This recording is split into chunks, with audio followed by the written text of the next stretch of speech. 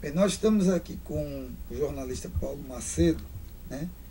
Paulo, né, nesse ano dos 100 anos de Djalma, nós estamos fazendo assim, um levantamento de pessoas que conviveram para dar um depoimento sobre Djalma.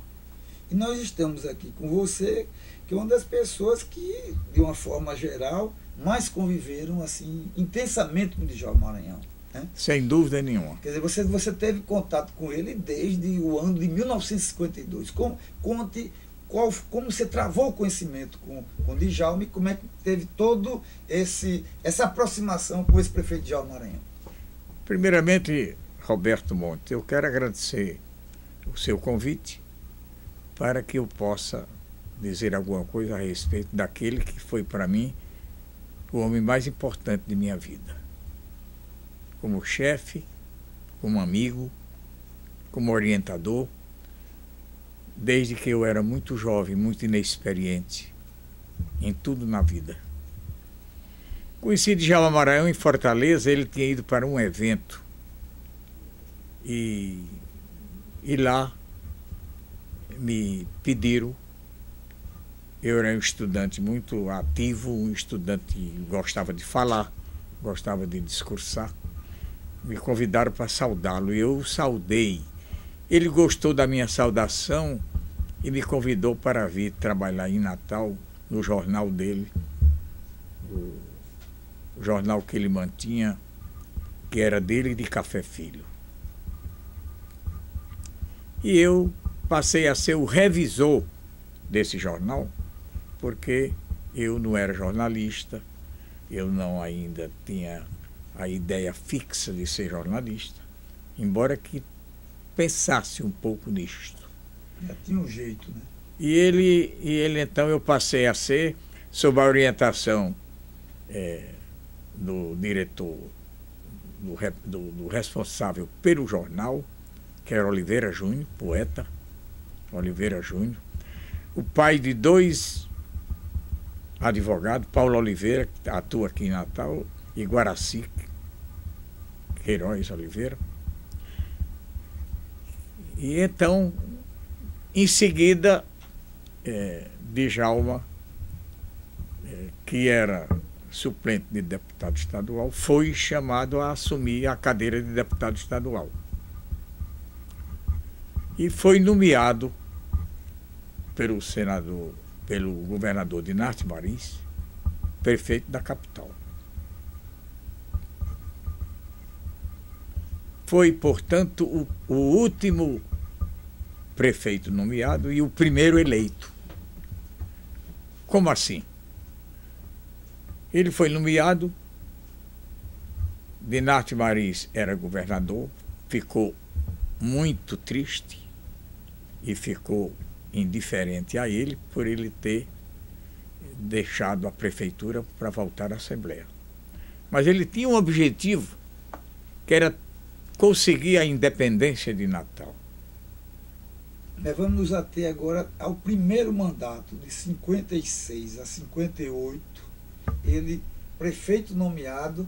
Fala aí um pouco qual o seu contato e como é que você viu a administração dele nesses 2 anos. Pois não. Então aí ele, nomeado prefeito por Dinarte, ele me tirou do jornal, que eu era simples revisor, e me colocou da prefeitura como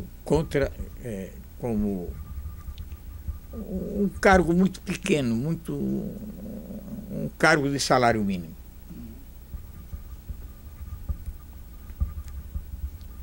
E concomitantemente, eu me tomei muito interesse na prefeitura. E pelo esse interesse e pela demonstração de um trabalho, de uma pontualidade, eu comecei a ser elogiado por secretários, por amigos, etc. Coisa e tal. Então, Djalma me nomeou, com a morte de Pacheco, proprietário do Hotel Tirol, que era diretor da Receita da Prefeitura, um cargo muito bom, de provimento efetivo, e nomeou para substituir exatamente Pacheco. eu passei a ser diretor da prefeitura. E mais uma vez demonstrei esse interesse. Aí veio a parte política dele, de se integrar na campanha de Aloysio Alves como um dos líderes da Cruzada da Esperança, que Aloysio Alves estabeleceu. E então aí aumentou a mágoa de Dinarte e a distância de Dinarte sobre ele. Ele passando a integrar o sistema do inimigo de Dinarte, que era Aloysio Alves. Então ele se licencia da prefeitura e volta à Assembleia para apresentar um projeto de sua autoria que já tinha sido negado, nunca tinha sido aprovado, da independência de Natal. Emancipação. A emancipação natalense. E então ele conseguiu a aprovação e imediatamente se candidatou. Deixou a Assembleia e se candidatou a... Agora, o que você acha que caracteriza, Paulo, o primeiro mandato? Quer dizer, ele começa a calçar a rua, quer dizer, ele começa a ser um prefeito diferente, né? Já no primeiro mandato ele já dá uma marca, né? Quando ele foi nomeado prefeito por Dinarte Marins, ele se credenciou politicamente, que ele não tinha um credenciamento político forte. Ele era um político, porque chega a utilizar um cargo de prefeito, automaticamente é um político. Mas ele aí verificou o seguinte: a primeira jornada dele foi pavimentar 88 ruas de Natal numa só jornada, dando preferência ao subúrbio. Prefeito do subúrbio, né? O pessoal tentou falar mal e ele pegou para ele o epíteto. Exatamente. Né? E então havia muita gente que o considerava um comunista, o que ele nunca foi. Eu tenho consciência do que estou dizendo. Ele foi um socialista, mas a dedicação dele às pessoas pobres, às pessoas pequenas, às pessoas desempregadas, às pessoas injustiçadas, o levava como se fosse um sistema socialista tipo comunismo, que ele não era. O vice-prefeito, sim, Luiz Gonzaga. Este era notabilíssimo. Mas ele não. Então ele era mal visto pelas Forças Armadas porque pegou essa fama. Agora, trabalhador, incansável. Inventou aquele negócio, a prefeitura dava a mão de obra e as pessoas, as pedras, saiu calçando o resto da cidade todinha, né? O que ele pôde calçar, ele não teve um sucesso muito maior em pavimentar Natal, porque os recursos eram limitados. Ele tinha contra ele o governo de João Goulart, que é uma prova de que ele não era comunista. A gente está falando de 56 a 58, né? A 58. Pois bem, mas ele não tinha recursos externos, nem do Estado, que Dinarte era inimigo. Tinha que tirar todo o recurso próprio da prefeitura. Que não era praticamente então nada. Ele fez um trabalho notável no segundo mandato. Porque no segundo mandato... Mas já começou a ter uma marca, porque uma outra coisa que ele começou a visitar o povo em momento de dificuldade. A primeira marca dele foi o projeto de pé no chão também, se aprende a ler, o projeto educacional e a pavimentação. Foram os dois pontos de maior destaque da gestão dele. E a campanha, depois quando ele sai e vira... Também, ele também faz muitos discursos de cunho nacionalista, né? Que também começa a dar uma certa referência. Nacionalista, né? Ele era autêntico. Ele amava o país, ele amava a pátria, ele defendia a pátria, ele achava que todo brasileiro devia se voltar para a sua pátria, para a sua gente, para pensar melhor no progresso de sua terra e de sua gente. Isso aí era uma coisa dele fantástica. E a segunda coisa dele fantástica era ele se voltar para as manifestações populares. Mas, Paulo, antes de a gente chegar no segundo mandato, eu queria que você falasse um pouco, porque a própria campanha de Djalma também foi diferente. né? Que ele partiu dos comandos populares, dos comitês nacionalistas. Você também participou bem da campanha de 60, Djalma para... Total. Conta aí um pouco como foi essa campanha, como é que você via essa campanha na rua? Olha, Djalma, ele tinha um ponto de vista sobre as pessoas. Por exemplo, a parte política dele, ele nunca me entregou, nem eu nunca participei ativamente. A não ser andando com ele, correndo o mundo com ele. Por exemplo, quando ele foi candidato a deputado federal, quando ele foi candidato ao Senado da República, que esse é o episódio mais importante da vida política de Djalma, foi quando ele foi candidato ao Senado, que foi para derrotar exatamente Aloysio. Uhum. E derrotou Aloysio em plena força, em pleno governo. Os dois candidatos eram Monsenhor Valfredo e Teodorico Bezerra. Quer dizer, a campanha dele fez com que Teodorico não ganhasse o Senado. Né? Os comentaristas políticos riam muito dele quando ele se candidatou ao Senado, porque na realidade ele não tinha votação para ser eleito senador. E nem pensava ganhar também. Não, sabia consciente, eu e ele que estavam juntos, a gente ria muito, era dos outros, que pensavam o contrário. O que ele queria era diante da atitude de Aloysio, de debochar dele, quando ele pediu para que Aloysio retirasse a candidatura de Teodorico, que Teodorico tomou a emissora dele, a Rádio Rio Grande, que eu era o diretor. A Rádio Rio Grande foi montada na Avenida 4. Um canal que todo mundo tinha direito de arrumar naquela época. O Ministério de Obras Públicas é quem concedia os canais, é diferente de hoje, totalmente. E quem era o ministro?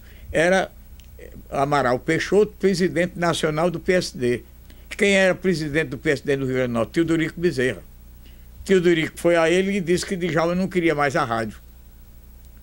Então, mudou a credencial do Ministério de Djalma para Teodorico. Quem passou a ser dono do canal da rádio foi Teodorico Bezerra. E então foi a Rádio Trairi. Né? A rádio, a Teodorico deu o nome de Trairi, mas a nossa era a Rádio Rio Grande. Rádio Rio Grande. Aí, de repente, eu recebo a visita da Polícia Federal, mandando que eu me retirasse da rádio, e quem estivesse dentro dela, e o locutor, e tudo. E lá ela foi lacrada, o prédio lá na Avenida 4 foi lacrada. E então Teodorico montou no outro canto a Rádio Trairi, aqui no centro da cidade. Então, ele designou a mim e a Ticiano Duarte, recém-falecido, que fosse a Aloysio Alves, para que Aloysio cancelasse a candidatura de Teodorico Bezerra, que tinha feito esse grande mal a ele, Djalma. Mentindo, dizendo que Djalma não queria a rádio. E Amaral Peixoto, problema político, mesmo partido, passou a credencial para ele, para Teodorico. Aí a Aloysio disse a mim e a Ticiano, diga a Djalma que ele é infantil, que ele é sonhador. Eu não vou mexer. Os meus candidatos são, e eu vou levá-los a todo o Rio Grande do Norte, é Teodorico Bezerra e Monsenhor Valfredo Gugel. Foi aí que Djalma decidiu se candidatar a senador da República, que os cronistas políticos, comentaristas, gozavam. Como é que esse homem se candidata ao Senado que não tem postura para isso? Aloysio tinha sido eleito governador com uma expressão popular monstruosa, com uma força terrível. Então, prevalecia naquele momento isto. E ele teve 38 mil votos. Para a época, o número de eleitores era muita coisa. Seria 60, 70 mil votos hoje. Retirou isso da Cruzada da Esperança a que ele pertencia. E foi o suficiente para eleger o inimigo de Nath Maris, que é uma passagem muito interessante. Nath recebeu o diploma no Tribunal Regional Eleitoral, na Rua da Conceição, vizinha ao Instituto Histórico e Geográfico. Nesse tempo era ali o TRE. E veio direto na calçada a pé, subiu e disse: Paulo, eu quero falar com o Djalma. E eu fui falar com o Djalma disse que não queria recebê-lo. eu aconselhei Djalma, olha, você é um homem público, você é o governador da cidade. Você não pode se negar, o homem é senador da República, agora está diplomado. Aí Djalma disse, então manda entrar. E ele nem sentou de Dinarte. Disse, olha, vim só lhe dizer que eu sou senador agora e o meu mandato lhe pertence. Disponha dele integralmente. No que Djalma respondeu, eu não quero negócio com o senhor. Eu quero só que o senhor deixe de mão meu filho Marcos, que o senhor está metendo na cabeça dele para ele ser deputado estadual. E eu não vou permitir. E Djalma, e Dinarte retirou-se. Eu acompanhei até embaixo e Dinarte foi embora. Quer dizer, na verdade, em 62 dá o rompimento de Aloysio com Djalma, mas em 60 eles fizeram a Cruzada da Esperança. Fizeram. Eu quero que você fale um pouco sobre como foi a campanha de Djalma para prefeito de Natal, ouvindo as pessoas dos bairros, como foi essa animação, Paulo? Como Djalma se dedicou toda a vida dele de político às classes menos favorecidas, aos operários, aos trabalhadores, e como era uma presença constante nos bairros, na periferia toda de Natal, ele conquistou uma posição que foi, levando em consideração a densidade política eleitoral da época, ele foi até hoje, os dias atuais, o político que mais teve voto em Natal. Se levar em conta o volume naquela hora de eleitores, o volume que tinha eleitoral. Era avassalador, né? Era uma coisa verdadeiramente extraordinária. E ele tinha tanta consciência disso que defendeu a emancipação política de Natal com a consciência de que ia ser eleito prefeito. E eu fui seu auxiliar, tanto na primeira gestão, ele nomeado, como na segunda gestão total, ele prefeito eleito de Natal. Aí é que eu cresci dentro da prefeitura e ele terminou me nomeando chefe do gabinete dele. Eu acho que a própria campanha de 60 já começa a mostrar uma das facetas de Djalma, que é exatamente a questão da cultura, da cultura popular. Coloca aí, porque depois a gente fala mais de como é que foi essa parte cultural na segunda gestão, mas na primeira ele já faz um museu de arte popular, né? Quer dizer, ele já tinha essa identidade. A primeira penetração dele nas camadas populares,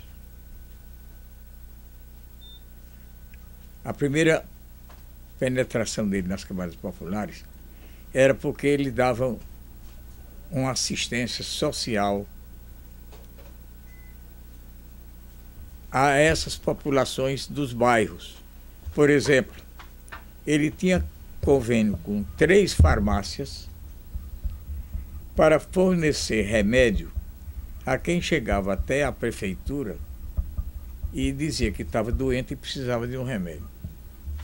Eu era a pessoa que autorizava a compra do remédio, dava ordem para a farmácia, devidamente combinada conosco, eu dava ordem. E eu tinha no gabinete Dona Valdete, esposa de Alberto Magalhães, ela dispunha de um adiantamento para pagar pequenas contazinhas, uma corrida de carro que necessitasse a prefeitura, um artista para levar em tal canto. Então ela pagava aquilo. Ele dava essa assistência às pessoas humildes, simples. Isso é de mão vazia, né? Ninguém saía de lá sem ter um apoio sequer. Não havia essa possibilidade. E daí ele conquistou uma fatia muito grande, quando nessa época uma pessoa não conseguia falar com o governador, nem se dirigia ao governo do estado, mas se conseguia ser atendido na prefeitura de Natal. E ele dava de forma sistemática, né? Terrível, porque veja bem, no segundo mandato, o motorista me pegava às 6 da manhã na minha residência, que era aqui, onde hoje é o Banco do Brasil da Rio Branco, um quartinho alugado. Eu morava aí. O motorista me pegava e pegava ele às 6h30 em casa, eu já dentro do carro, eu com o caderno na mão. Isso durante todo o segundo mandato. Então, ele chegava, por exemplo, na Travessa São Paulo, que é travessa na Avenida 4, no Alecrim, e tinha um bueiro, um buraco. Tinha uma coisa. Paralelepípedo para cima. Eu anotava. Tinha uma pessoa que estava acamada, doente, com febre, não sabia se era impaludismo, o que era, mas mais para lá do que para cá. Anotava a providência para mandar um enfermeiro ou um médico lá. Eu anotava. E nós chegávamos no gabinete às 11 horas, isso todo dia, de segunda a sexta. Aí se distribuía aquelas providências com os secretários pertinentes. Se era um caso de obra, com o Wilson Miranda. Se era um caso... Era o papel de ouvidor, né? Como fosse exatamente. ouvidor, né? Se era um problema com finanças, com o Roberto Furtado. E assim por diante. Se era para uma representação de uma solenidade de uma coisa, com o Ticiano Duarte. Então eu distribuía aquelas tarefas por ordem dele. E aí eu passava a atender a população, que se atendia a 400 pessoas por dia. 400. Era a nossa média. E eu saía sem jantar às 6 horas da tarde para o colégio, e onde fiz também o curso superior, nesse diapasão todinho. Ia jantar numa lanchonete que tinha no Grande Ponto, Noite e Dia, o nome da lanchonete, Noite e Dia, eu ia jantar um sanduíche com uma Coca-Cola. Isso era um diapasão, segunda, terça, quarta, quinta, sexta. Então, era um homem trabalhador mesmo. Agora, era um homem que você tinha que suportar o temperamento forte dele. Por exemplo, o motorista dele chamava-se Adão. Ele era, eu não sei definir a doença, é aquele que fala... Fanhoso, né? Mas tem um nomezinho de... Tem um nomezinho. Pois bem, se ele encostava o carro aqui, ele olhava lá de cima de Djalma. Mas o carro ficou 20 centímetros longe do meio-fio. Ele mandava chamar o motorista, passava um carão e mandava colocar o carro. Era detalhista por excelência. Ninguém podia errar. Eu aprendi a ser correto na vida com ele. Não podia errar. Ninguém que trabalhava com ele podia errar. Agora, solidário, amigo, fraterno, sensível, o adjetivo que você queira aplicar. Ele era. Mais duro. Agora, implacável. Implacável. E não deixava em branco censura nenhuma, nem ofensa nenhuma a ele. Era desembargador, era tudo, ele desmoralizava todo mundo. Não bolindo com ele, todo mundo era respeitado por ele. O homem de temperamento mais forte que eu vi até hoje, na minha vida. Mas também mais humano. Ele vendo uma pessoa doente, sem ter condições de um médico, sem ter condições de um remédio, sem ter condições de um hospital, ele assumia. Isso foi todo esse tempo de prefeitura. E politicamente ele tinha a política, mas não envolvia aqueles que não desejavam. Por exemplo, o comandante da brigada, que nesse tempo chamava-se ID7, me chamou e disse: eu queria que você me dissesse, Paulo, a correspondência que Djalma tem com Cuba, Pequim e Moscou. General, eu não conheço nenhuma correspondência dele com esses lugares. E se eu conhecesse, não era ao senhor que eu ia dizer. Ele deu uma tapa no meu ombro e disse: eu estou brincando com você, rapaz. Ele não estava brincando, não. queria que eu fosse dedo duro. Mas Djalma não tinha essa tal correspondência. Porque, eu repito, ele não era comunista. Ele era socialista naquele padrão francês. Mas comunista não. Agora, educador, devotado às manifestações populares, o Boi Calemba, o Araruna. E gostava de dançar e participante, né? Sem dúvida. Quantas vezes eu fui levar roupa para o Araruna? Quantas vezes eu fui levar dinheiro para as quintas, onde tinha 2 conjuntos folclóricos, airocas, vários pontos da cidade, dezenas e dezenas e dezenas de vezes. E uma pessoa que se sentia sem possibilidade de continuar o trabalho, e ele podendo ajudar, ele ajudava, mesmo sem ter apoio federal e nem estadual, porque as políticas estaduais eram contrárias. A Luiz Alves, com que ele passou pouco tempo, ele desbancou. 2 anos já estava rompido. Já estava rompido, menos de 2 anos. Já estava rompido. E já era candidato a governador, a Luiz não ia dar muita trela para ele. Né? Mas aí não está a história. Ele tanto desgostou de Inácio como desgostou a Luiz, porque a Luiz também ia nomear o prefeito, é a nomeação do Estado ainda. E como ele conseguiu a emancipação pela Assembleia, votação unânime, quase unânime, ele então ficou mal visto pelos governadores, que não tinha mais o direito de fazer o prefeito e mandar na prefeitura. Para ter um opositor, era outro problema. Né? Era outro problema. Mas, como cidadão, ele era amigo e solidário. Como chefe político, ele era pertinente, insistente, fiel, legítimo representante da política. Como administrador, impecável. Construiu o mercado das Rocas, construiu ali na Praça André de Albuquerque, revitalizou a praça toda André de Albuquerque e fez a galeria de arte, voltado, fez a Concha Acústica, voltado para o sistema de pavimentação. Ele não se dedicou ao centro de Natal, se dedicou aos lugares mais difíceis de acesso, que a população sentia dificuldade até de levar lá uma ambulância, de levar uma coisa. A própria rodoviária também deu uma outra. Fez a rodoviária da cidade, que Natal não tinha.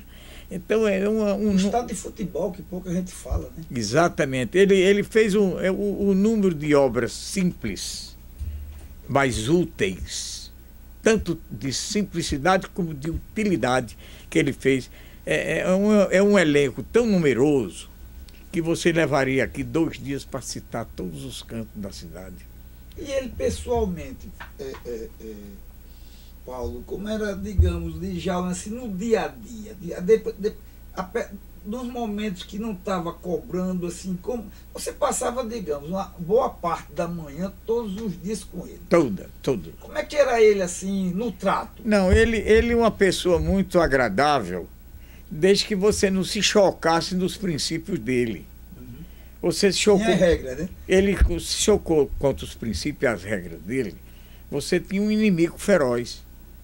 Agora, fora disso, ele cuidava muito da parte humana. Ele cuidava muito da parte política dele. Ele era ligado a Café Filho. Ele gostava dos partidos políticos populares, essa coisa toda. Ele tinha as predileções dele. Ele era um camarada que atendia bem ao público, que depois Aloísio, com a morte dele, Aloísio foi quem depois dele teve assim uma penetração maior nas populares. Só que Aloísio era muito fictício, não era aquele homem no mesmo sentido de Djalma, que Djalma ajudava por solidariedade. Aloísio era mais político, pensando mais no problema político. E foi o segundo político a ter expressão popular. E os auxiliares? Você que estava ali na prefeitura, você que conhecia as entranhas e os escaninhos. Quem era o staff? Como é que funcionava? Vamos primeiro na parte de educação. Educação, ele tinha duas pessoas, que eram Moacir de Góes e Mailde. Uhum. Essas duas pessoas eram muito importantes para ele. E muito ligado a ele. Muito ligado a ele. Ele chegava até a criar ciúme com outros auxiliares pelo prestígio que ele dava a essas duas pessoas. Eu era um que me sentia muito bem, não. Porque não havia igualdade. Agora, ele dava valor também muito à parte técnica. O Wilson Miranda, que já tinha sido prefeito, era uma pessoa muito importante para ele, porque cuidava de todas as obras que Natal carecia, que Natal precisava. Porque Natal, nos 2 mandatos dele, ele chegou a calçar 490 ruas. Natal é uma areia. Pavimentar, né? Era. Uma areia. Pavimentar 490 ruas. Quer dizer, então, ele era muito interessado, de um modo geral, a construção das coisas. E as praças de cultura? Como era esse negócio das praças de cultura? Foi quem primeiro criou um sistema, uma rede de praças ajardinadas aqui em Natal, com a vivência, com tudo. Que ainda hoje eu olho ali para aquela praça ali que tem no Baldo, a praça, como é o nome? Augusto Severo. Não, Augusto Severo é na Ribeira. Ah, sim. Aonde você está falando? Aqui no Baldo. Ah, sim. Praça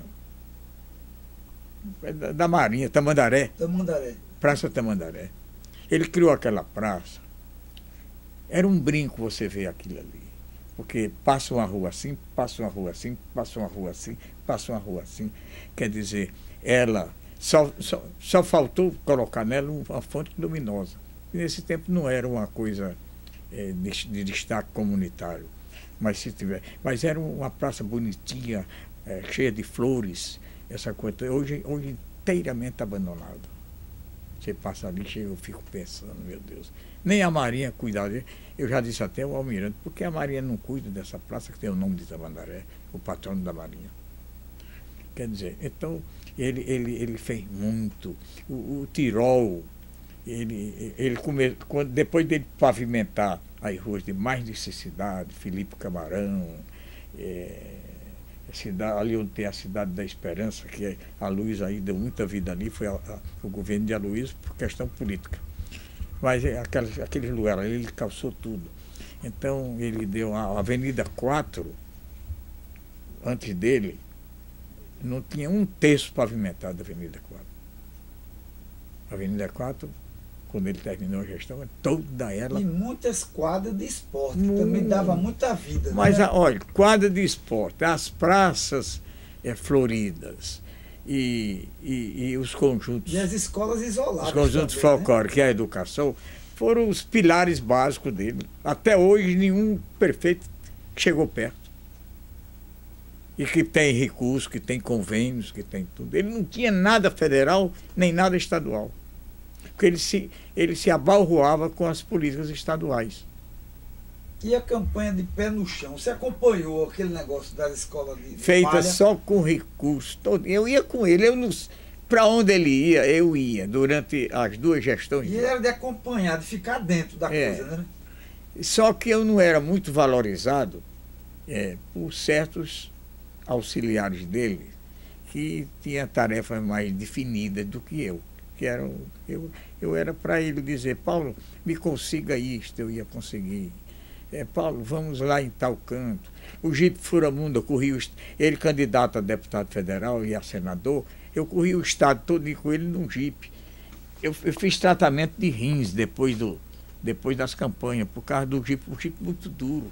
Ele gordo, até a banha amortecia a pancada dele. Mas eu sempre fui magro. Agora eu quero lhe dizer, Roberto, que para a época que Djalma governou Natal, os recursos de que dispunha. Tirava água de pedra. As condições, eu digo a você que nenhum prefeito o bateu até hoje, nem vai batê-lo. Porque uma coisa é você realizar alguma coisa com recursos, e outra é você não ter nada. Como eu disse, ele nunca contou com o governo federal, nem nunca contou com o governo estadual. Nem esperava, né? Tinha que fazer, porque senão não tinha, né? Não tinha nada. A Roca, a Limpa, Santo Reis, aquela região toda precisava de um mercado. Ele fez rápido. A Avenida 4 precisava do mercado. O Tirol precisava de um mercado. Petrópolis, que ainda hoje tem, o prefeito atual dedicou grande importância a esse mercado de Petrópolis. Não se pode negar isto. Mas não tinha. Então ele olhava todos os ângulos de uma comunidade. Ele era um prefeito por excelência comunitário. Ele verificava as necessidades de uma população que não tinha por nascença benesses.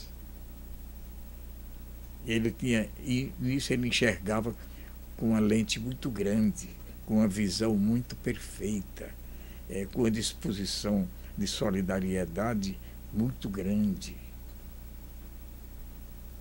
Por isso eu sempre fui não só um auxiliar imediato dele, como fui um apaixonado pelas ações dele, de amizade. Sempre me tratou, que ele me trouxe de Fortaleza para aqui, eu adolescente, despreparado, inexperiente ainda, com a vontade de trabalhar, sempre tive um prumo, sempre fui assim, muito honesto. Minha mãe uma vez me perguntou: meu filho, você mora lá em Natal, você é honesto? Eu digo: a senhora me pegou, eu não sei se sou honesto.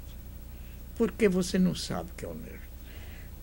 Porque eu nunca tive a oportunidade de pegar em dinheiro de ninguém, nunca tive a oportunidade de me associar a grupo nenhum, a ninguém na vida.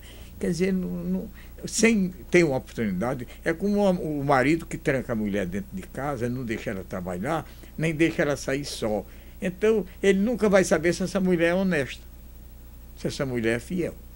Agora, se ele deixar a mulher trabalhar, se ele deixar a mulher ter as amizades dela, ter tudo, e ela se comportar com fidelidade, então ele aí sabe que ela é honesta. Aí minha mãe disse: você tem toda a razão, meu filho.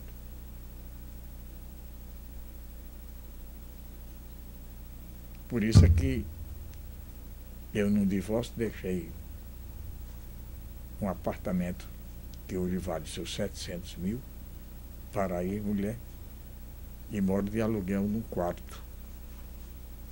E tem um carro financiado, um carro pequeno financiado. Porque nunca aceitei pegar em nada de ninguém. E esse exemplo de Djalma Maranhão me deu. Todo mundo que fala de Djalma fala sobre isso, né? Que é muito, muito honesto. Honestíssimo. Essa comissão central, feita por Tessos, Almirante Tessos, que era meu amigo,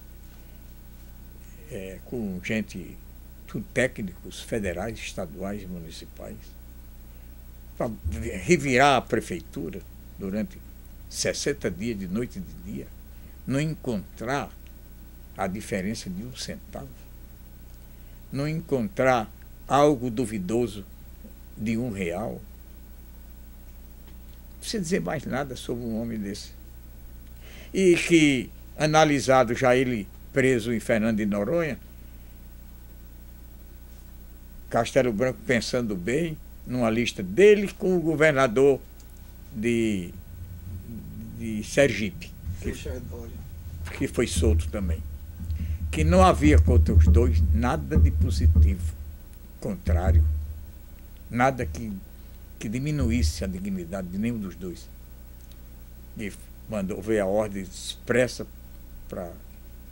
Porque Castelo Branco era um chefe político que o povo chama da ditadura, mas ele evitou do Brasil ser hoje um apêndice da Rússia e de Cuba. Isso era irremediável. Se não houvesse. Criou problemas negativos, como matar alguém,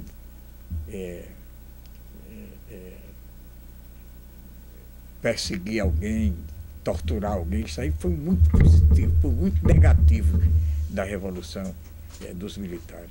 Mas também teve um lado positivo muito grande. Evitou essa comunização e também criou todas as obras que o Brasil não tinha, obras de construção nacional. O Brasil não tinha metrôs. O Brasil não tinha sistema de comunicação internacional.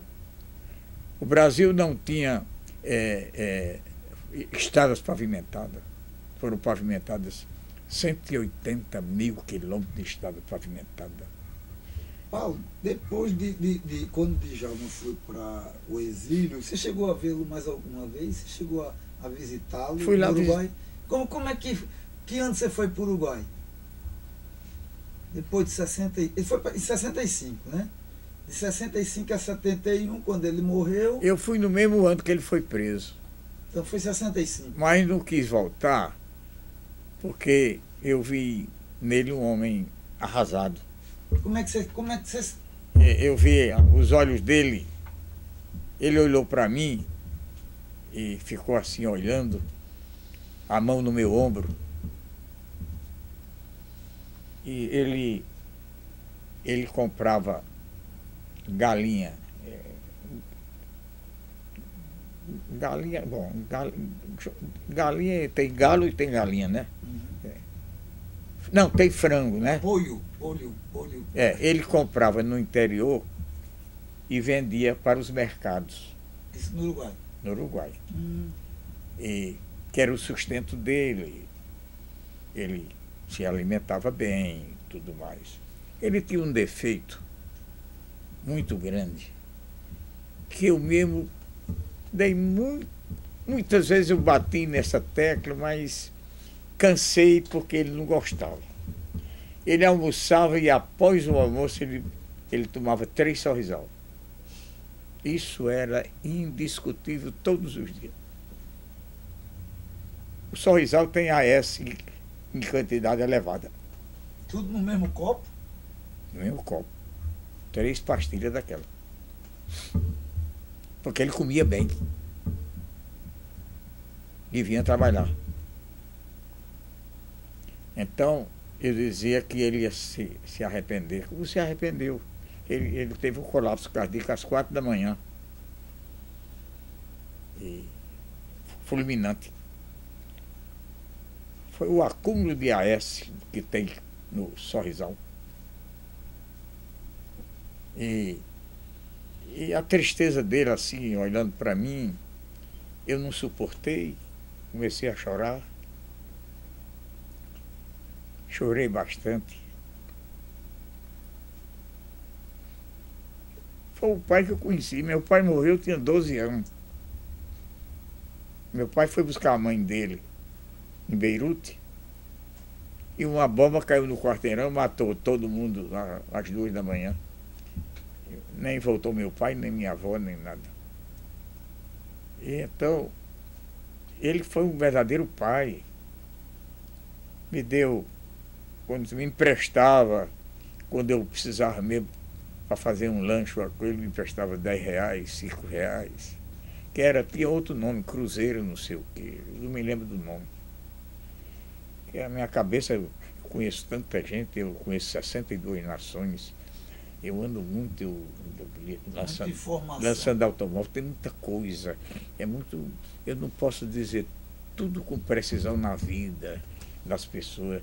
Outro dia a pessoa me disse qual é a melhor cidade que eu conheço, que eu gostaria de morar. Eu disse, pela tranquilidade, é Londres.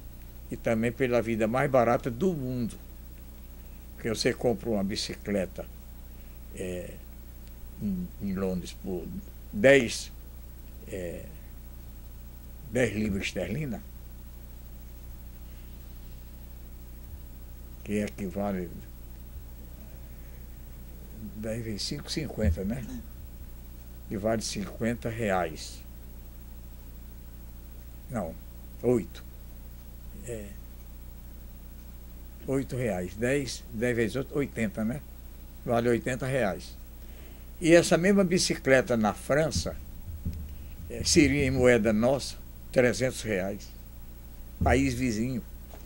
Tudo é mais caro. Como o país mais caro do mundo é a França. Paris é a cidade mais cara do universo. Londres é a cidade mais barata do mundo. Então, eu sei, você... O que é? Em belezas naturais. Você vê, Acapulco é uma coisa lindíssima. É uma Natal. Só que com infraestrutura que Natal não tem. É uma cidade turística, mas não tem turismo sustentável. Porque turismo sustentável é de uma cidade que tem, por exemplo, um amigo meu de São Paulo, domingo a mulher adoeceu, ele me chamou, nós fomos atrás de uma farmácia aberta para comprar um remédio, não existia essa farmácia aberta, dia de domingo, à noite. Quer dizer, uma cidade dessa não tem turismo sustentável. Você quer... Os ônibus funcionam até 10 horas. O transporte público. Não pode ser um turismo sustentável uma cidade dessa. O que você tem, não tem isso em Acapulco. É a cidade do Porto de Natal. Então, eu dou respostas de acordo com aquilo que eu analiso. Berlim, Stuttgart, Detroit, Paris, Londres, Moscou. Eu vou dando de acordo com aquilo que eu analiso, que eu vejo, etc. Mas muitas vezes pessoa, por exemplo, eu vou ali no Midway, 300 pessoas falam comigo festivamente. Eu sei o nome delas? Não sei. São poucas que eu sei o nome. Mas eu procuro assistir uma pessoa por perto e dizer, quem foi essa pessoa que me deu um beijo aqui agora? Porque é um volume muito grande do cronista de tanta tradição, de muitos anos, correndo, participando de tudo que é de evento aqui, do Rio, em São Paulo, em Berlim, em Londres, em toda parte. Tenho saído daqui para ir casamento em Copenhague. Pessoa de Caicó morando em Copenhague. Me chama para ir para o casamento dela. Eu vou lá. Mas voltando a Djalma, e o último encontro, quer dizer, conversou-se pouco, você teve mais esse sentimento que ele estava muito para baixo, né? Mas ele chegou a conversar alguma coisa com você, Paulo? Não, ele era muito determinado naquilo que ele pensa e acredita. Ele era um homem que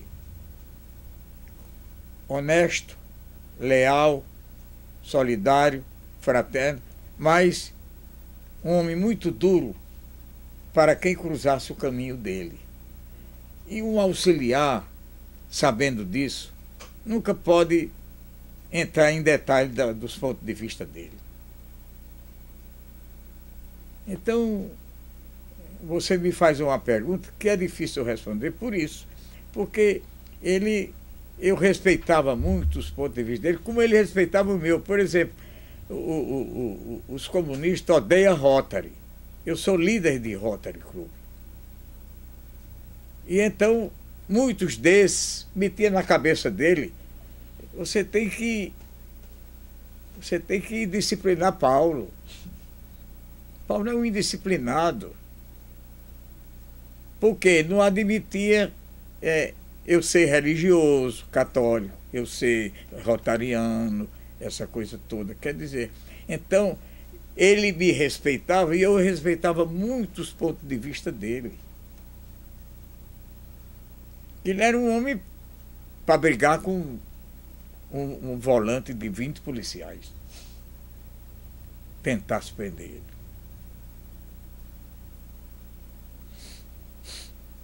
Precisava chamar ninguém, não. Ele ia no braço. Ele é no braço, essa coisa toda. Ele era um homem determinado, consciente do que fazia. Agora, não perturbava ninguém, não aceitava que Quanto tempo você passou em Montevidéu? 24 horas. Ah, então foi rápido. Foi, porque é o seguinte, ele morava num hotel, no pensionato modesto. Eu não ia eu não podia ficar com ele no pensionato. Eu tinha conseguido uma cortesia num hotel de 5 estrelas. Nem fui dizer a ele onde eu estava. Mas eu queria dar aquela palavra de solidariedade. Embora constrangido, eu sabia que ia chorar, eu sabia que ia me abater. Porque eu olhasse para ele, o cara que só me fez bem na vida, o cara que me trouxe para me valorizar, para me ajudar. A princípio me botou num emprego. Quando o jornal devia, eu morava num pensionato que muitas vezes me castigava. Eu ia comer 3 horas da tarde porque eu estava devendo. Essa coisa toda. E o jornal não tinha condições de me remunerar direito, de jeito nenhum. A sorte foi ele ser prefeito, nomeado por Dinapte, que aí ele me botou na prefeitura, me botou lá como um auxiliar, menos de um salário mínimo. E cheguei a dirigir o gabinete dele com todas as honras, com todo o carinho, com toda a coisa e tal. Mas vamos falar agora um pouquinho. Eu acho que você deve ter vivenciado muito essa parte de cultura, né? Quer dizer, além da questão da cultura popular, a galeria de arte foi uma coisa muito importante, que a exposição foi com Francisco Breno. Para Natal foi algo sensacional. Olha, ele trouxe grandes artistas do Rio e de São Paulo aqui. Eu vou lhe contar só um que me levou a eu pedir demissão da Tribuna do Norte. Meu primeiro jornal foi Tribuna do Norte. Porque eu fui do jornal de Djalma revisor, mas como jornalista, meu primeiro jornal foi Tribuna do Norte. E quem era o diretor era Agnello, o mesmo que criou a Secretaria de Turismo para mim. Mas veja bem, Djalma trouxe aqui Denner.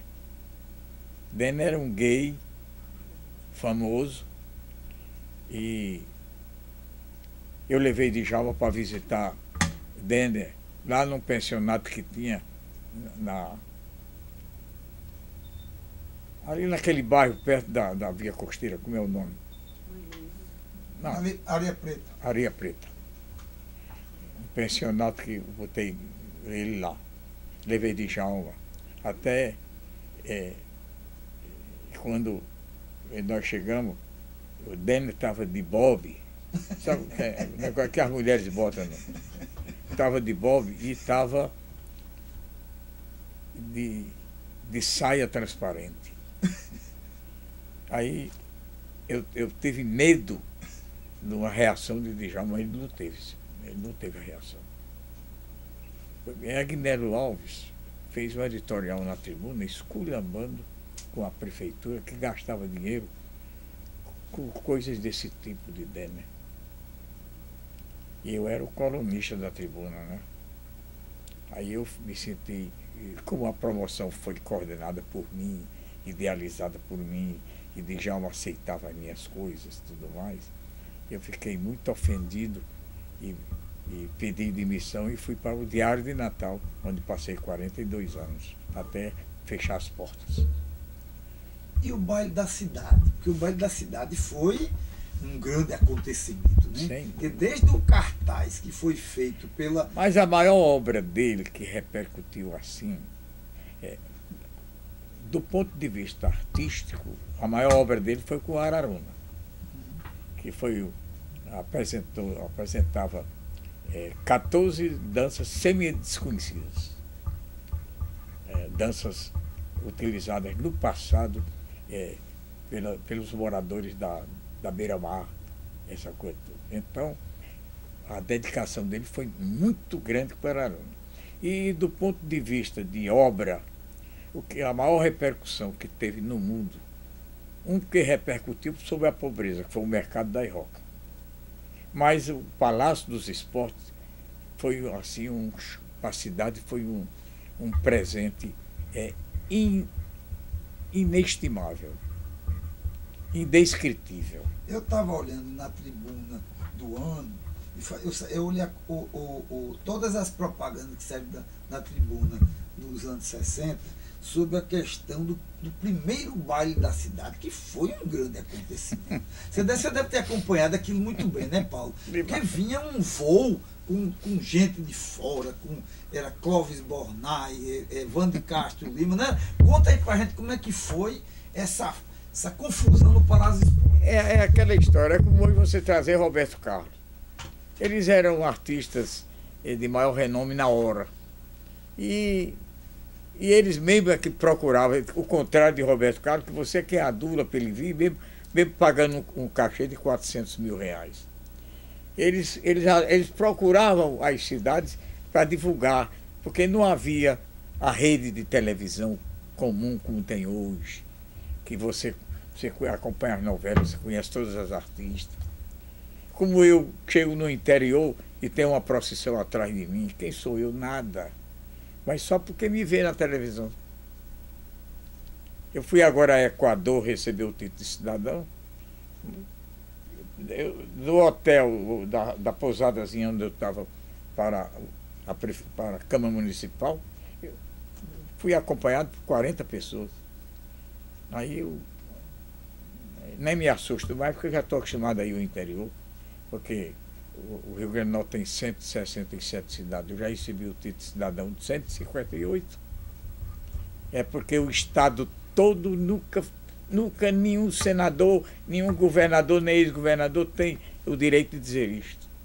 Por quê? Porque o meu nome chegou no interior mais do que qualquer um político. E principalmente a televisão fez isso, né? A televisão foi quem fez isso. Muitos anos, né? Eu recebi a carta, por exemplo, do prefeito de Acari, que quer inaugurar um clube, mas quer que eu presida a solenidade. Lá vou eu para Acari, para inaugurar o clube. Voltando ao bairro da cidade. Cidade. Foi um grande acontecimento. Um acontecimento da época o maior do mundo. Talvez principalmente do Nordeste. Era no Carnaval? Carnaval. Recife ficou com inveja. Mas que até Alex veio, não veio de Recife? Veio, Alex e João Alberto. Então foi negócio. Foi regional, né? E veio Eutímio Moreira de Fortaleza, que era o maior cronista do Nordeste social. Eutímio Moreira, do jornal O Povo. Foi quem tomou conta de todos os cronistas do Nordeste. Tudo pago pela prefeitura, passagem e hospedagem. E quem que tocou lá? A orquestra era daqui mesmo? Olha, mas era coisa. Eu às vezes quero me lembrar de tanta coisa que aconteceu na minha vida que é difícil, porque veja bem, eu vou muito ao exterior por conta de automóvel, não é? Por exemplo, quarta-feira já vou a Montevidéu. Então eu ando muito. E cada canto eu tenho 30, 40, 50 pessoas novas que eu conheço. Eventos muito. Como cronista, dia de quinta, sexta e sábado. Tem sábado que eu vou a 4 casamentos. Às vezes a menina chega para mim, a jovem, você se lembra que foi o meu casamento? Eu digo, claro que eu me lembro, mas não me lembro não. Quer dizer, para uma cabeça só é muito difícil. É muito difícil. É muita informação. Porque quando você tem estrutura, você anota tudo. Você tem uma secretária. Eu não tenho porque não posso pagar. Então, quando me convida, eu vou com alegria. Apenas eu tenho cuidado de pessoas. Por exemplo, aqui tem um camarada que passou 3 meses querendo que eu fosse almoçar na casa dele dia de sábado. Eu terminei indo. Mas não era meu amigo, então eu demorei para ver, aí fui. Eu cheguei lá e encontrei uma casa de primeiro andar, piscina de adulto, piscina infantil, 2 carros na garagem, dele e da mulher, a da mulher nacional, o dele importado. Eu digo, esse cara vive muito bem, coisa e tal. Aí me despertou assim uma curiosidade de procurar ver. Então ele trabalhava num canto e ganhava R$ 1.200. Como é que podia ter um padrão de vida daquele? As piscinas limpas, o jardim bem cuidado, primeiro o dormitório em cima, carros na garagem. Uma vida tranquila de poder físico, social e mental. Aí o cara ganhava R$ 1.200. Deixa a gente assim, pensando na vida. Eu moro no Ayamba, que é um hotel muito, o prédio é muito bonito, Samelade fez, muito lindo, no Prado do Meio, olhando o mar. Mas é um canto de 3 estrelas. Aí vocês, muitos moradores, Macedo, você vem morar aqui e a gente não acredita. Peraí, rapaz, o que é que diabo eu sou? Nada. Eu sou um ser humano simples, humilde. Eu fico doente quando a pessoa me chama de importante. Fico doente. Já cheguei até a ter febre. Eu vou num município desse, o prefeito vai com o secretariado me esperar na entrada da cidade. Eu fico doente. Não vou dizer a você que eu gosto, que não gosto. Eu gosto assim de abraçar as pessoas, de viver com ele, com elas, no mundo de simplicidade. Então isso eu aprendi com o Djalma. Eu e Djalma almoçava na peixada de Arnaldo. Essa é famosa, né? Do Arnaldo. É daquele preto africano, sabe? Sei. Preto brilhoso. A pele retinto, pois bem. E Arnaldo era maçom. E dizia que todo maçom era muito honesto, ele era um ladrãozinho. Djalma disse, você já prestou atenção, Paulo? Essas contas que Arnaldo está trazendo para a gente, eu digo, não. Pois presta atenção, Paulo. Você está descuidado, rapaz. Aí eu comecei a ver. Djalma convidava 4, 5, 8 pessoas de fora. Aí eu comecei a ver a conta. Ele roubava mais ou menos 30%.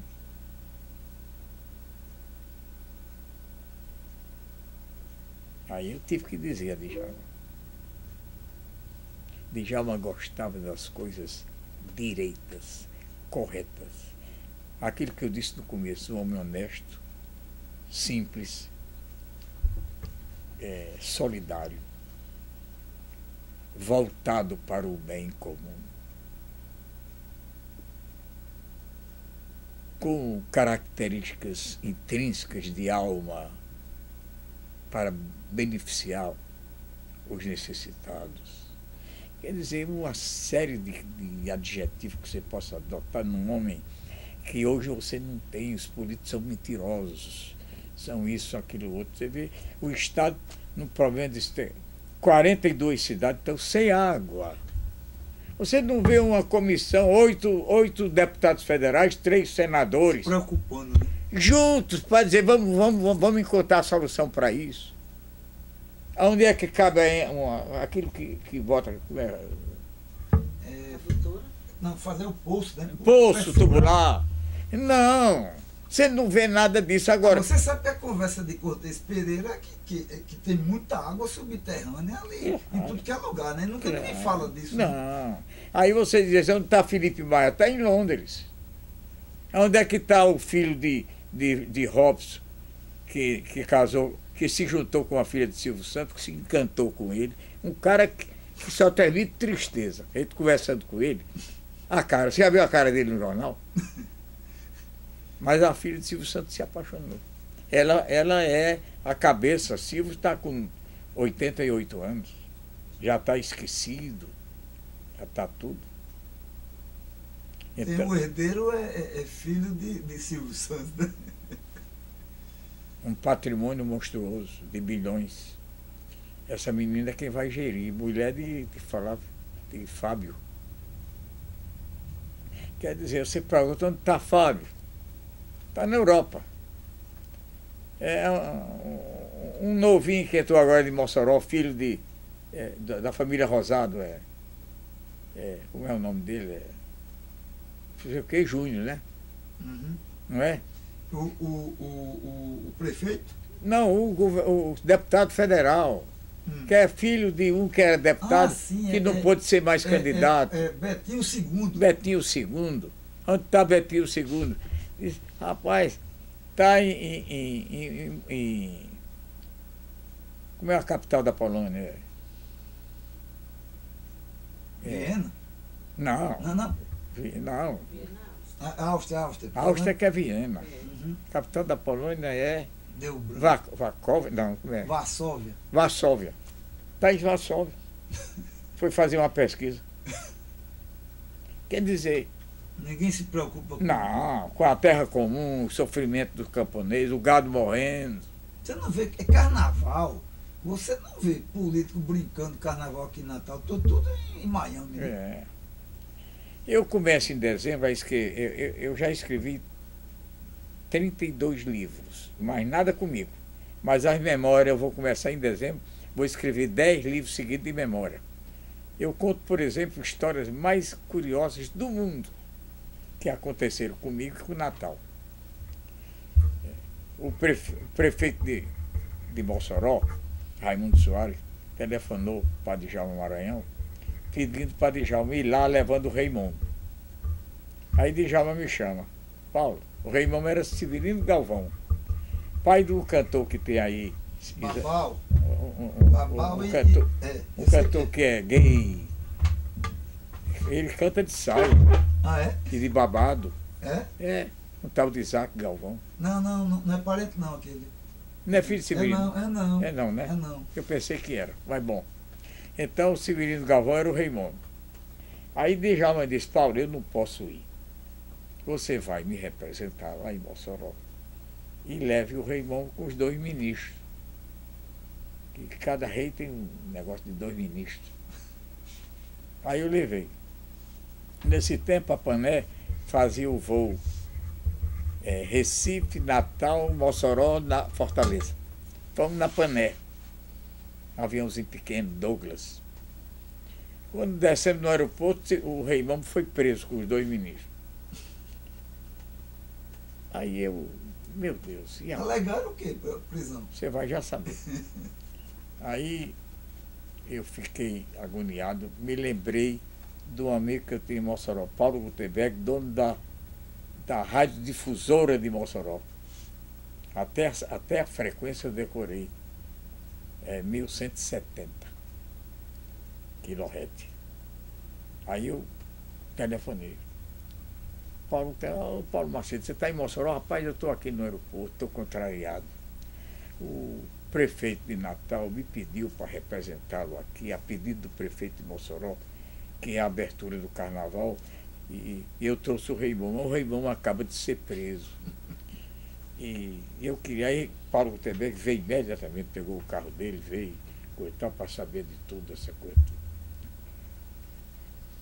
Luiz de Barro e Roberto Freire, embriagados, passaram um rádio para Mossoró, para Humberto Mendes, que era o representante da Chevrolet, e pai do comandante da polícia aqui, Plantal Mendes, coronel Eide Mendes, pai de Eide Mendes, é representante da Chevrolet, um homem do maior respeito em Mossoró. Recebeu de Luiz de Barro, vai chegando aí em Mossoró um Raimundo fictício, mentiroso, é um grande ladrão, é um grande bandido. Aí o Humberto, um homem sério, danado, Humberto Mendes, dirigente da Chevrolet lá em Mossoró, comunicou à polícia, a polícia mandou o volante lá e prendeu. Veja bem. Aí eu ligo para Djalma Maranhão. Djalma, você me botou numa fogueira, rapaz, eu trouxe o Raimundo aqui, ele está preso. Aí Djalma falou, era prefeito nomeado por Dinato, tinha falou com o Dinato ligou o comandante da polícia, disse, manda prender os policiais que prenderam o Raimundo lá em Mossoró, imediatamente, recolheu o quartel. Foi um bolo danado. Quer dizer, eu tenho 1000 histórias de Conta mais umas 2 dessas de Djalma, assim, porque veja só, Paulo, quando a gente fala de uma figura como Djalma, é meio perigoso transformar em santo. Porque todo mundo, como diz a igreja, é santo e é pecador, né? Conta uns 2 causos bons para pegar assim o lado humano da pessoa, né? Olha, é porque tem uns casos que a gente não pode contar. Os que pode contar, né? Conta os que pode contar. Porque eu já lhe falei do lado do Santo Rei, né? Infelizmente a gente não pode contar isso em canto nenhum. Ele descobriu que a a juíza da infância e da juventude, era amante de um desembargador, colega do marido dela. Aí era confusão grande. Ele sabia de tudo. Ele sabia. Agora, ele não media consequência, não. Dava no meio, né? Ele botava no jornal dele, e não tinha censura, não tinha nada. Quem quisesse quebrasse. Agora, no bulindo com ele era um camarada solidário, né? Como eu disse, cabe muito bem esse jantar. Mas eu queria voltar, Paulo, à galeria de arte. Você acompanhou a ideia. A ideia e a construção. E construção. fale até do dia da inauguração, porque a galeria está querendo, de alguma maneira, entender um pouco a galeria, porque o que ficou da galeria foi apenas uma foto. Você tem alguma foto da galeria? Eu nem sei, só posso procurar. Eu tenho muita coisa dele, mas eu posso procurar. É porque falar sobre a galeria é o seguinte: tanto a galeria como o Palácio dos Esportes foram os dois impactos maiores na sociedade de Natal.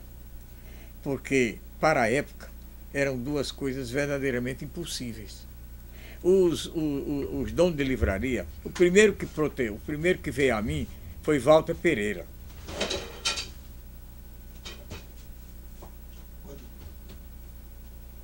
O que é que ele tanto vai ali? Vou pegar um negócio para te mostrar daqui a pouco a galeria de arte. Sim. Por exemplo, os donos de livraria não gostaram. É alguém aí? Não. Não. Os donos das livrarias não gostaram da galeria. Porque, por exemplo, a livraria universitária, que era de Walter Pereira, entre 4 e 6 da tarde, todos os intelectuais, Alvamar Furtado, esses intelectuais da cidade toda, iam para lá. Era um ponto de encontro ali.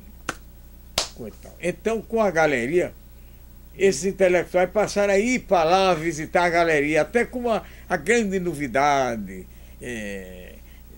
Você está entendendo? Então, pôsteres grandes de conjuntos, de arte, de tudo, compreendeu? Aí passou a ser o lançamento de livro também.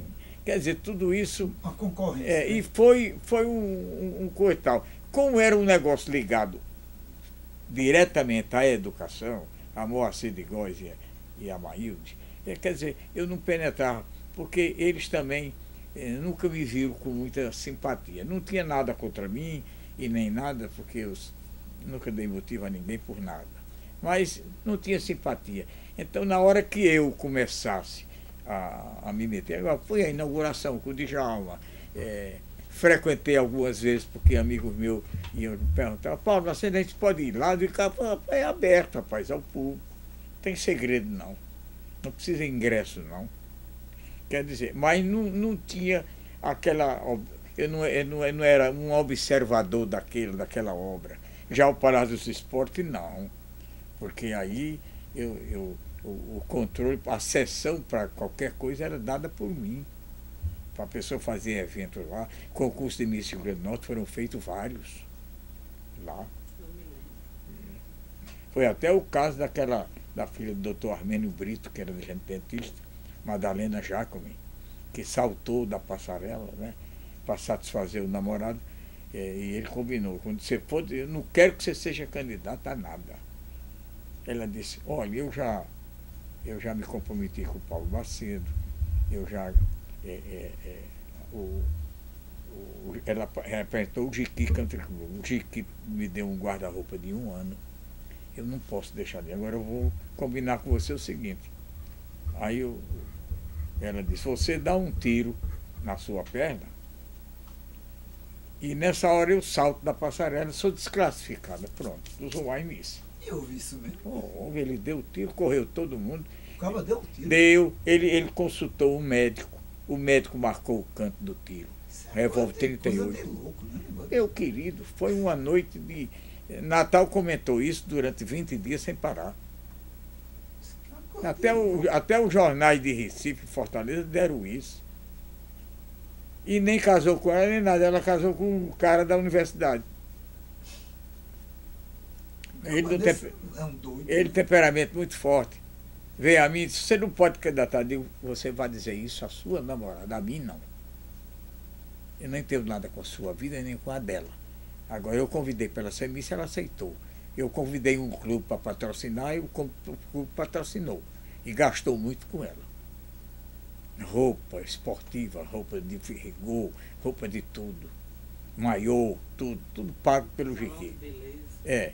Aí ele deu o tiro, ele consultou o médico marcou o canto. O mesmo que fez aquele Aloysio Bezerra, se lembra?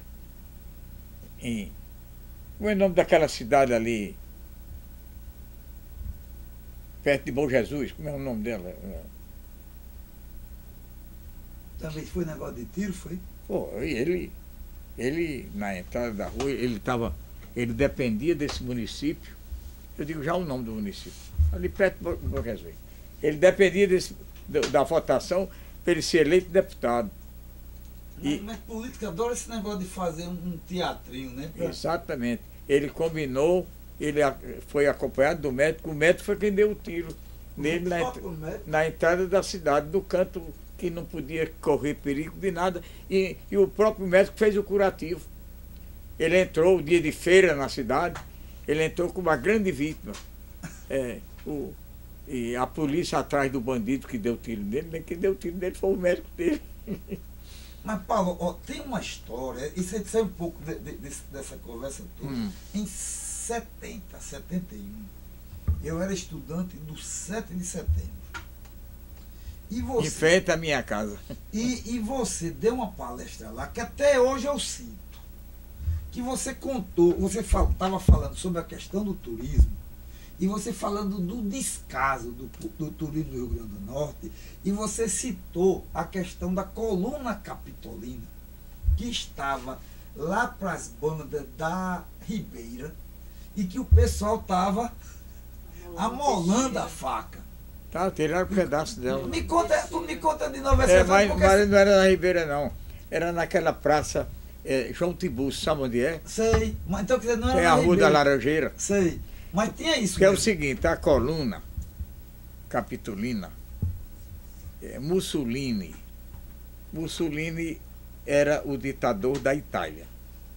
Se aliou com o ditador da Alemanha, Hitler. E os dois países ficaram contra o universo todo, que venceu eles dois. E os japoneses que fizeram o eixo, né? Sim, o japonês a certa altura caiu fora, mas começou com eles. Então, Mussolini queria saber desta parte do continente americano, ou seja, a parte sul do continente americano, que o norte fica Estados Unidos, e Canadá e México. São os 3 países da América do Norte. E a América do Sul são 13. Brasil, Argentina, Bolívia, Colômbia, 13. E a parte norte é pequena, só são 3 países. Mas 3 países que valem por todos os outros. Vale pelos 13, não vale? Canadá, Estados Unidos e México. Em termos de PIB, E produção, indústria e tudo. Foi bem. Então, Mussolini queria saber o que pensava. Quem era mais importante? Ele. Aí já era um ciúme dele com Hitler. E mandou aqui 2 aviadores, Carlos Delpetro e Arturo Ferrarim. Esses 2 aviadores pegaram um monomotor e tamanho que é a asa, criaram um tanque de combustível em cima. Tamanho que é a asa, botaram um tanque de combustível embaixo. Fora o tanque natural do avião. O avião era um tanque de gasolina. Para fazer Roma-Natal em 61 horas. Eles defecavam, levaram várias caixas, defecavam e jogavam no mar. Que é só água. Céu e água. E fizeram. Quando chegaram aqui, Natal estava neblinando. Eles não viram Natal. Caíram em touros. Até quebraram o avião, a bequilha, e uma corveta da Marinha aqui, da base naval, foi buscar lá o avião para trazer para cá para consertar. A própria base consertou, o setor industrial consertou o avião. De Carlos Delpete e Arturo Ferrarini. Então, em vista disso, eles voltaram. Delpete morreu no Rio, porque inventaram de conhecer o Rio de Janeiro, que era o lugar mais conhecido do Brasil no exterior. Era Rio de Janeiro, por conta do carnaval. Queriam conhecer o Rio. E o Ferrarini foi e voltou. E então Mussolini arrancou do Capitólio de Roma a coluna capitolina, que lá tem várias, e mandou deixar de presente a Natal, num navio chamado Marceolo. E aqui essa coluna foi jogada ali na rampa.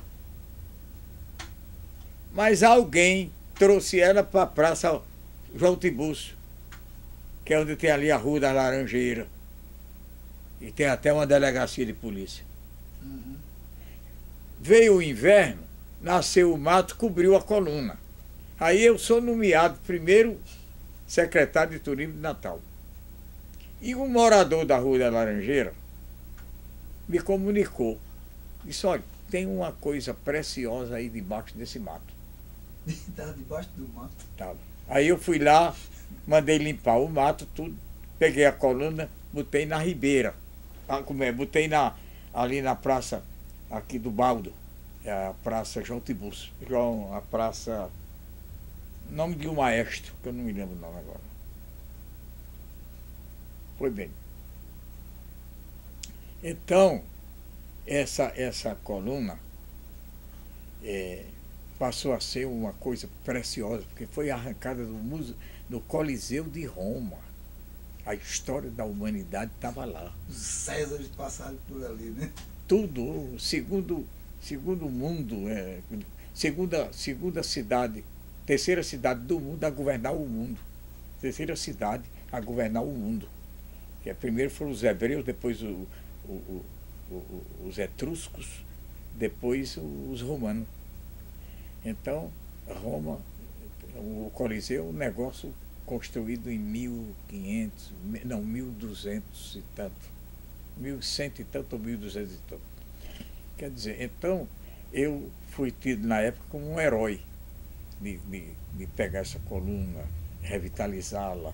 Escrevi uma plaquete para inaugurar ali no Baldo, junto com Paulo Viveiros, Paulo Pinheiro Viveiro, advogado, pai de Augusto Carlos. Que fez o livro sobre a aviação, né? Isso. Aí então, foi uma história muito bonita que eu me orgulho muito de ter feito isso. E como tinham uns camaradas cortando lá com a peixeira, tirando um pedacinho daquele pau para fazer chá. Veja bem, porque um maluco qualquer disse que aquilo ali era como é que se diz? Curador. A mesma coisa do Marco de Touro, foi a mesma coisa. A mesma coisa. Que está lá só um maluco dizer forte. Que o povo gosta de fazer chá aqui, né? Não, e tem no Rio de Janeiro, em São Cristóvão, eu fui lá ver. Tem uma imagem de uma santa que não tem nem nome, que disseram que ela faz milagre. Vai lá, a gente vai lá, reza e constata um milagre. Gente muito atrás desse monumento em São Cristóvão. Lá onde tem o mercado do Nordeste, das coisas nordestinas. O pessoal muito crente. Propenso, né? Mas aí, então, eu pedi providência. Como não deram, falei para a polícia, falei para o Ministério Público. Eu fiz tudo para não continuar esse negócio. Aí eu peguei e botei no Instituto Histórico, lá dentro, porque ninguém entra. Ali foi o melhor lugar que teve. Aquele lugar. Então, botei lá. Mas eu vou contar aqui a vocês dois, fora disso aqui. Quer que eu desligue? Não, sim, desligue. Eu quero, por gentileza. Por gentileza. Eu quero lhe contar um caso